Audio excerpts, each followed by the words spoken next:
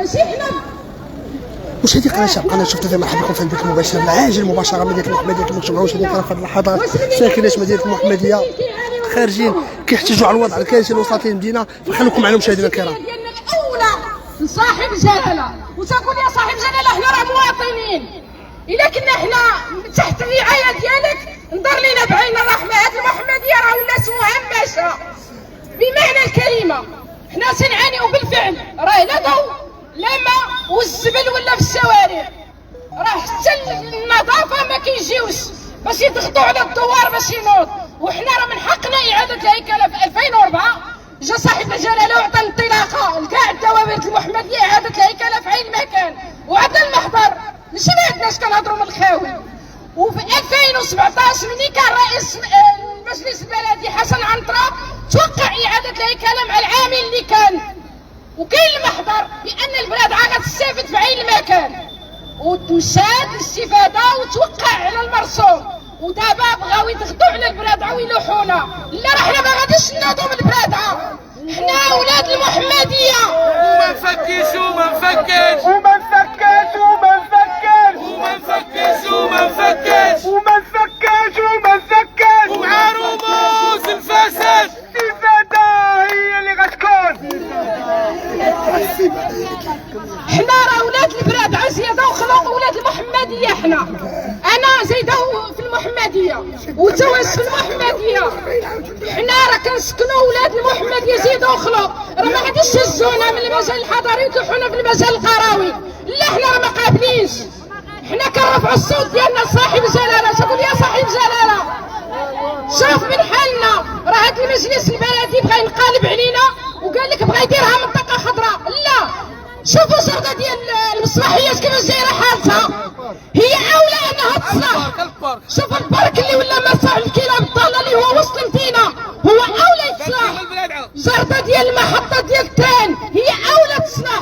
فينا هي الحديقه اللي كانت في البلاد على الغابه خادتها وداروا كلها فيلال وداروا تفوتات. علاش البلاد بانت لكم الارض ديالها؟ راه حنا احق بها. سكان البلاد اولى بالارض ديالها. البلاد جوهره محمديه وما غاديش نوضوا من تم. بلادها غضيبة بلادها غضيبة بالوعود الكاذبة بالوعود الكاذبة بلادها غضيبة بلادها غضيبة بلادها كاذبة بلادها يا زهراء بلادها يا زهراء بلادها يا زهراء بلادها يا زهراء وخرجوا عليك السفارة وخرجوا عليك السفارة وعندنا واحد النقطة أخرى، كاينين الناس اللي جمعوا جوج ديال الخوت في نص ديال الشقة، يعني 4 واش حنا زعنا ليا ما طول الحرور؟ واش كاين جوج ديال الأسر عباد الله كيسكنوا في شقة وحدة؟ راه حشوم صاحب جلالة كيرضى بهذا الشيء. راه حتى بقعة ما عاطينهاش لينا، كيجمعوا جوج في بقعة وحدة نص وكيجمعوا جوج الولاد مع باهم. راه حشومة، راه عيب. واش المحمديه تهان السكان ديالها بهذه الطريقه؟ راه حنا الناس والدينا من المقاومين والبلاد راه خرجت الدكاتره، خرجت المحامين، خرجت الاساتذه، عندنا البوليس في المحمديه. الحمد لله راه البلاد خرجت الاولاد وخرجت البنات وخرجت الرجال اللي قادرين يحملوا المسؤوليه، وباقين كاينين اللي قادرين يحملوا المسؤوليه وقادرين يدافعوا على حقنا كمواطنين. حنا ما تنخافوا من حد. حنا الكلمة الأولى والأخيرة ديالنا اللي تنرفعوها تنحترموا السلطة كسلطة.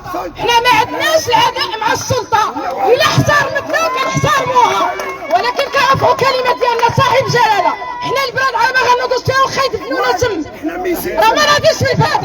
وشكرا للحضور. يعني كما كنتم معنا مشاهدينا الكرام في هذه اللحظات يعني وقفه احتجاجيه ساكنه ديال الحي بلادها يعني نايضه في هذه اللحظات هنا في مدينه المحمديه. كما كنتم معنا مشاهدينا شفتوا يعني مباشره من قلب مدينه المحمديه. يعني الساكنه خارجين يعني كيحتجوا على الوضع الكارثي اللي اكلت المدينه هذه. الى هنا مشاهدي قناه شعب قناه شفتوا فيها نكتفيوا بهذا القدر على امل نلقاكم بعد قليل بث مباشر اخر. يعني وكنتمنى انكم تبارطاجوا هذا اللايف هذا باش ان الرساله توصل للناس المسؤولين ديال المحمديه. شكرا والى اللقاء.